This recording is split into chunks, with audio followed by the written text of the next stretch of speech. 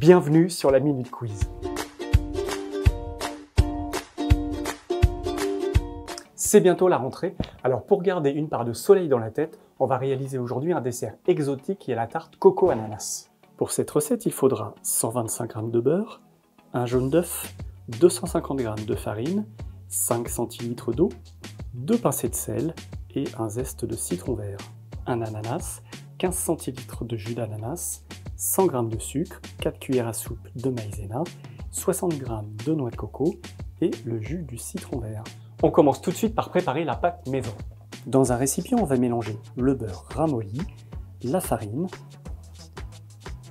les pincées de sel et on va y ajouter le zeste de citron. On mélange à la main afin d'obtenir une pâte. On y ajoute l'eau petit à petit.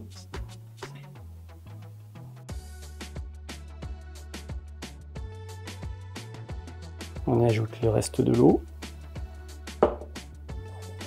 On sent déjà le citron vert qui va apporter une saveur supplémentaire à la pâte. Une fois la pâte bien mélangée, on y ajoute le jaune d'œuf. Et on mélange à nouveau. On laisse refroidir la pâte 30 minutes au réfrigérateur et pendant ce temps-là, on passe à la deuxième étape, la garniture coco ananas. On commence par éplucher l'ananas. On va ensuite couper l'ananas en rondelles, puis en petits morceaux.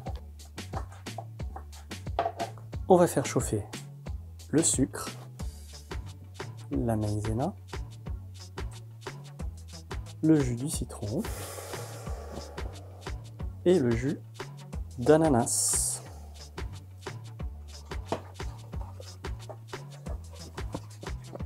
La maïzena doit être bien dissoute dans le jus. On y ajoute à présent l'ananas. On amène la préparation à ébullition pour qu'elle devienne bien épaisse.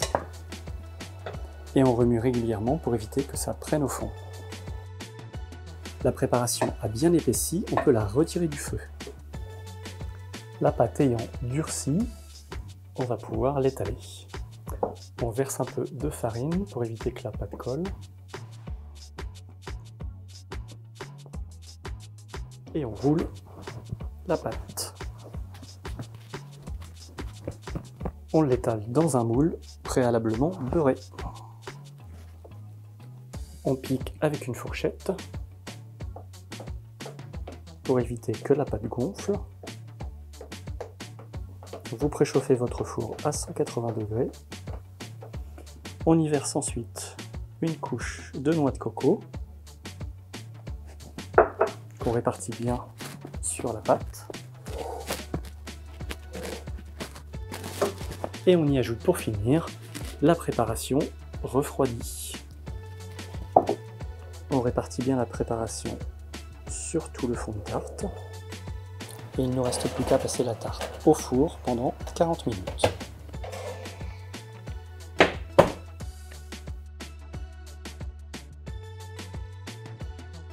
Utilisez toujours des fruits frais plutôt que des fruits en conserve.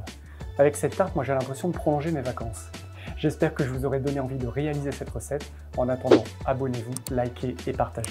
À la semaine prochaine.